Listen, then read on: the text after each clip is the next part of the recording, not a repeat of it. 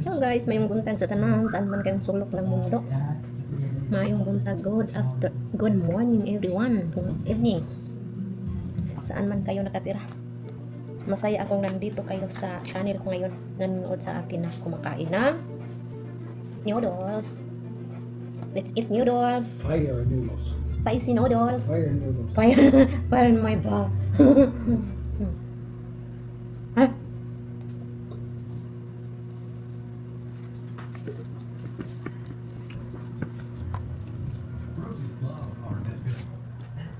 So may lakad pala kami ngayon guys.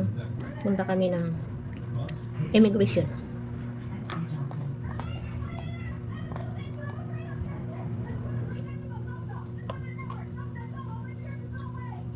Hindi pa kami nakaalis guys at dumating yung order ko. Dumating yung order ko. Baka mag-change outfit ako ngayon. Sana hindi to malaki. Oh,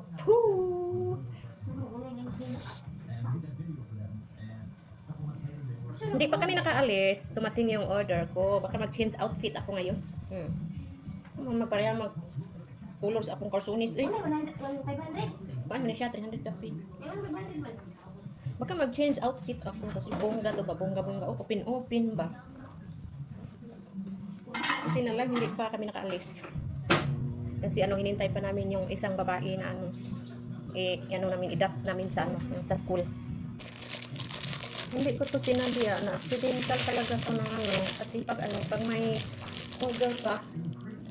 may order ka tapos you know what? Instead I add to the cart, I add, when you have already ordered. One for you, one for me, one for Choi. You eat this stuff, but I just trying to add this cart. Then since that I have ordered already, then when I said add, it's automatic added to the items. When you put shit in the cart, that's why I don't leave stuff in my cart. Then there is one thing that I almost hit it. So good thing that I think about it. It seems now my so. You can wear those when you go out by yourself. Ayun niya, nagsuot ako nito pero nilagay ko sa cart. Tapos yung na-add items naman, hindi ko talaga sinadya to. Very fast. Yeah.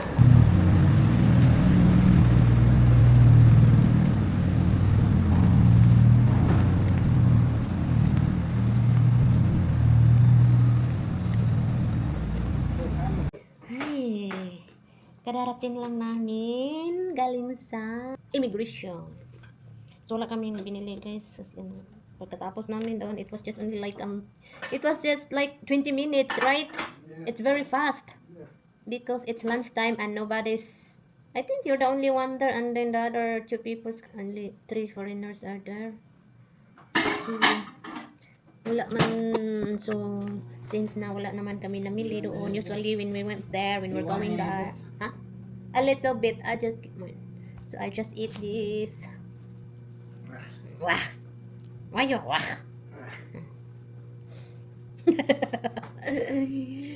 And then, strap. So ayun lang guys. Nag-extend kami ng visa niya ngayon. It's strap na. Be able to go to the bank and save as soon as your signature.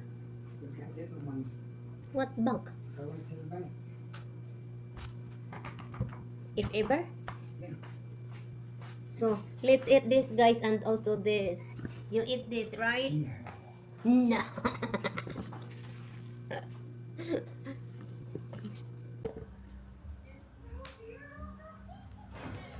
What's happened for me is that I've been able to get to know Karen in person, not just the designer, not just the building and lighting. So it's been a lovely collaboration over time. Really, it's all given. And I think when people start seeing the information, it looks like a box.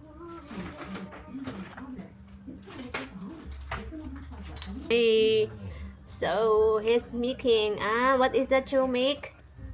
This is a rub. It's called a rub. R-U-B. Rub. Oh, rub. Oh, he's making a rub. Okay, that's all, guys. He's making a rub. So where are you going to rub it? So into the whole chicken. You Cover this, but I'm gonna add it.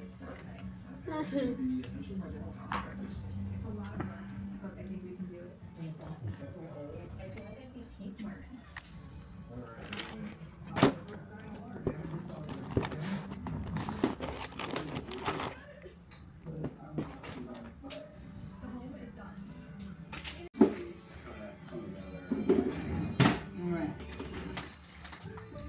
What's your measure?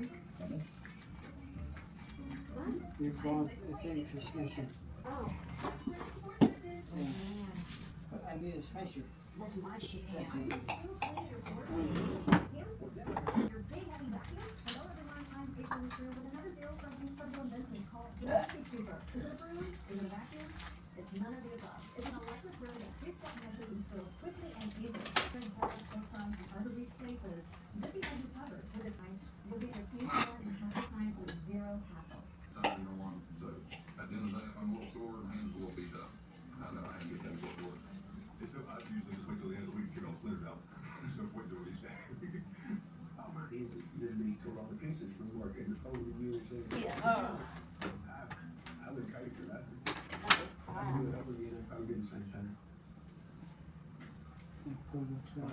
We're going to get a chance to put the tin on the roof.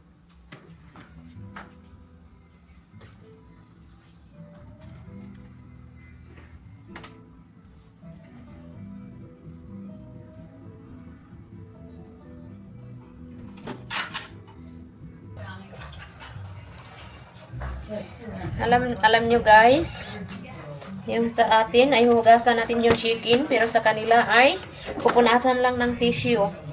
Ayaw talaga nila hugasan ng chicken. Must do that way. Wait, this one? Yeah. Or is that? I think it's only 1 kilo. Yeah. It's no. Yeah. I didn't pay attention this on the phones. I just 99 price. It says only 2 kilo, 2 pounds. No. 1.2. Wow. Small bird. Big bird? Small bird. Chickens in the US weigh 4 to 6 pounds. There is a little bit bigger, but I didn't choose because I was thinking if it's fit inside. In Yeah, this it's 4 pound, but that's yeah, good. I knew. That's good. Oh, So so you got to tie the legs and everything up to rotisserie, otherwise the wings swing around. mhm. So they tie the legs and underneath that. The one that we use it to tie by the. You need something to put it in if you're going to put it in the fridge. So, ayan na guys. So, you have to. So, small bird. This is really small, no? Yeah. Oh. Okay, next time I have to choose the 4 kilogram. I don't know what 8 the fridge. pounds. We've never done it. We do have to tie that bird up.